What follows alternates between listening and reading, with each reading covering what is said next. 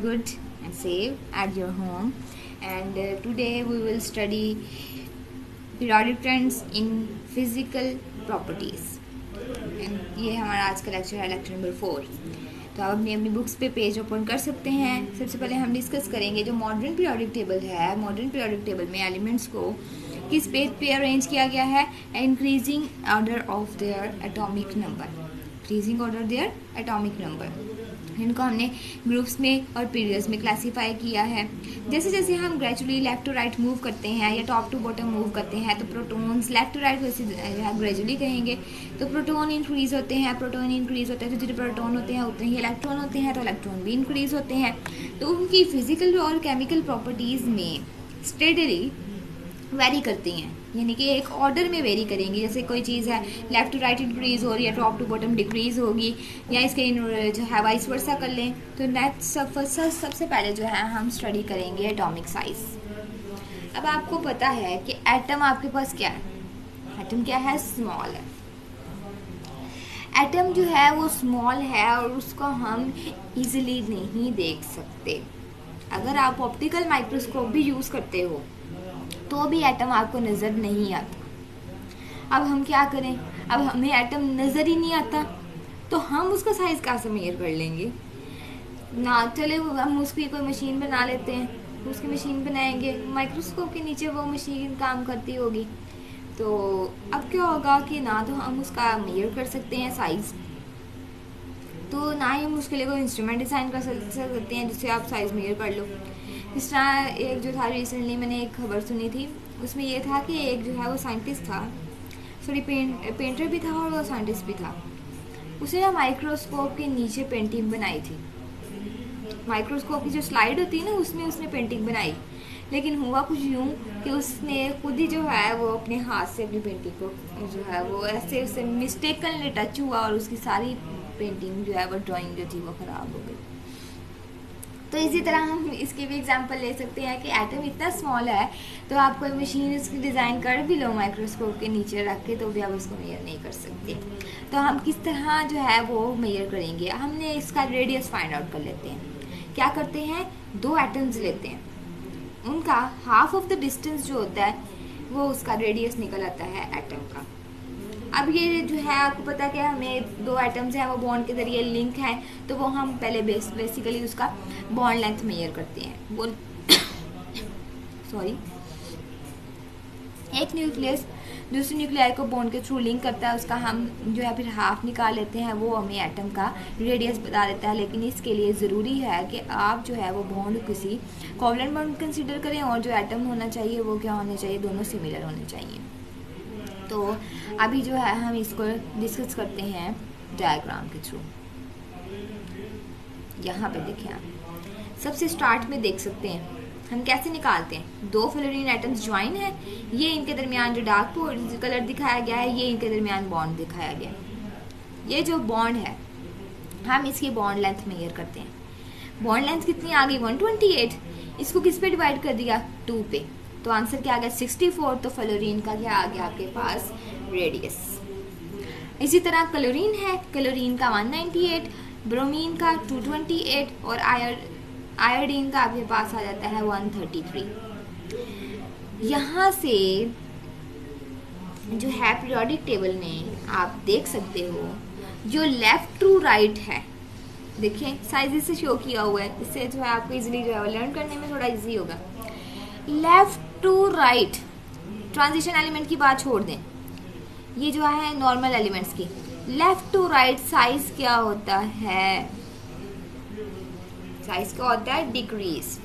Left to right size decrease होता है। Top to bottom size increase होता है। यहाँ पे भी देख सकते हैं आप, हर यहाँ जो है वो ग्रुप में देख सकते हैं साइज इंक्रीज होता है। तो ये बॉल्स के थोड़े थोड़े वेरिएशन और साइज से आपको ये समझाने की कोशिश की है। तो हम आ जाते हैं अपने टॉपिक पे। तो अब एटॉमिक रेडियस जो है, अब इसका ट्रेंड बताना है। Left to right, left to right क्या होगा आपके पास? पीरियड्स होंगे। लेफ्ट टू राइट पीरियड में डिक्रीज होता है। अब ये डिक्रीज क्यों होता है? टॉप टू बॉटम ग्रुप में इंक्रीज होता है। जैसे जैसे ग्रुप में मूव करते हैं टॉप टू बॉटम, तो जो एटॉमिक नंबर है वो क्या हो जाता है 1, फिर कितना हो जाएगा 3, फिर 3 में आपने और एलिमेंट्स 1, 3, 11 आ जाएगा। तो आप देखें कि इसमें जो है वो एटॉमिक नंबर जो है वो ग्रेजुअली इंक्रीज नहीं हो रहा, बल्कि एकदम से इंक्रीज हो रहा है। एटॉमिक नंबर इंक्रीज हो रहा है तो उतने एक्स्ट्रा इलेक्ट्रॉन भी आएंगे, एक्स्ट्रा इलेक्ट्रॉन आएंगे तो एक्स्ट्रा शेल आ जाएंगे। तो ये नंबर ऑफ शेल्स इंक्रीज होते जाते हैं। नंबर ऑफ शेल इंक्रीज होने की वजह से न्यूक्लियस का अपने आउटर मोस्ट इलेक्ट्रॉन के ऊपर होल्ड कम हो जाता है, इसलिए साइज इंक्रीज हो जाता है। Left to right atomic number increase तो होता है, 1, 2, 3, 4 चलता है ना, ग्रेजुअली इंक्रीज होता है, लेकिन जो इंक्रीज हो रहा है वो ग्रेजुअली हो रहा है। और आप देखें जो पीरियड नंबर 1 है उसमें सिर्फ के शेल कंप्लीट किया जाता है, ठीक है। नेक्स्ट जो है वो 2 आ जाता है, उसमें के एल पूरा किया जाता है, तो के तो पहले कंप्लीट हो जाना था, फिर एल पूरा किया जाता है। तो इनमें जो हमारे पास आ जाता है number of shells left to right increase नहीं होते। दूसरा, नहीं इंक्रीज हो रहे, इलेक्ट्रॉन तो इंक्रीज हो रहे हैं ना। आपने क्या कहा था अभी, हमने यही डिस्कस किया, atomic number increase. Atomic number increase हो रहा है तो नंबर ऑफ इलेक्ट्रॉन भी क्या हो रहे हैं, इंक्रीज हो रहे हैं। इसलिए वो न्यूक्लियस अब इलेक्ट्रॉन को जो है वो स्ट्रॉन्गली होल्ड करेगा। न्यूक्लियर चार्ज इंक्रीज हो जाता है, इसलिए एटॉमिक साइज डिक्रीज हो जाता है। जितना लॉन्ग पीरियड होगा उतना ही कंट्रैक्शन ज़्यादा विजिबल होगी, जैसा कि डी ब्लॉक में और एफ ब्लॉक में आ जाता है। लेंथेनाइड्स में ये कंट्रैक्शन सिग्निफिकेंट होती है, इसे हम लेंथेनाइड कंट्रैक्शन कहते हैं और ये क्वेश्चन एग्जाम में आता है। नेक्स्ट हमारे पास आ जाता है आयनिक रेडियस। आयंस क्या होते हैं, जब न्यूट्रल एटम इलेक्ट्रॉन को लूज करता है या गेन करता है तो हमारे पास आयन बनते हैं। अगर वो इलेक्ट्रॉन को लूज करता है तो पॉजिटिव आयन बनते हैं, इलेक्ट्रॉन को गेन करता है तो नेगेटिव आयन बनते हैं। आई थिंक कि आपको आयंस का कंसेप्ट क्लियर होगा, फर्स्ट ईयर में भी काफ़ी हद तक क्लियर हो गया होगा। अगर क्लियर नहीं है तो आप मुझसे पर्सनली क्वेश्चन पूछ सकते हैं। अब हम देखते हैं ट्रेंड क्या होगा। ट्रेंड जैसे हम लेते हैं lithium, sodium, potassium, rubidium, caesium, first एक ही एलिमेंट्स हैं। ये कितने इलेक्ट्रॉन रिलीज कर सकते हैं, एक। क्या करेगा, अपना एक इलेक्ट्रॉन देगा। एक इलेक्ट्रॉन देगा तो क्या होगा, जब वो इलेक्ट्रॉन रिलीज करता है तब जो है न्यूक्लियस को ख्याल आता है कि मेरा इलेक्ट्रॉन चला गया, वो बाकी वाले इलेक्ट्रॉन को स्ट्रॉन्गली होल्ड कर लेता है। इसलिए जो केटाइंस होते हैं उनका साइज अपने नॉर्मल वाले एटम्स से क्या होता है, स्मॉल होता है। यहाँ पे मैं आपको एग्जांपल भी दिखा देती हूँ इसकी किस तरह से होता है। यहाँ पे ये आप यहाँ पे देखें, लिथियम जो है, लिथियम ने इलेक्ट्रॉन रिलीज किया तो लिथियम Li पॉजिटिव बना, ने पॉजिटिव किए, पॉजिटिव इनके साइज देखिए, इसका 1.52 है, इसका 0.60 है। तो आप सारी वैल्यूज देख सकते हैं कि साइज क्या हो रहा है, डिक्रीज हो रहा है, ठीक है। यहाँ पे आप एग्जाम्पल में देखें, ये एग्जाम्पल देखें, सोडियम है। सोडियम ने एक इलेक्ट्रॉन रिलीज किया, उसका वैलेंस शेल चला गया।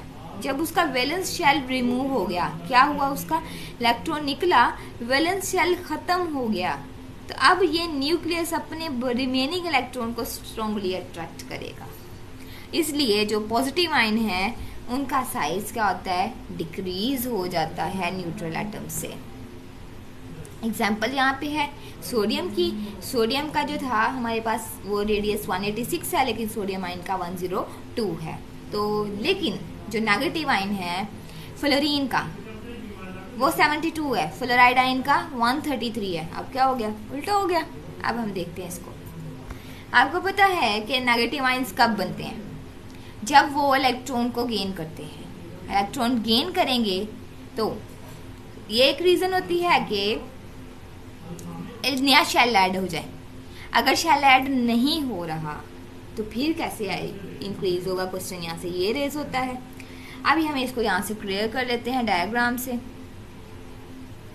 देखें, ये आपके पास फ्लोरीन था। फ्लोरीन के 7 इलेक्ट्रॉन होते हैं, उसको 1 इलेक्ट्रॉन रिक्वायर है।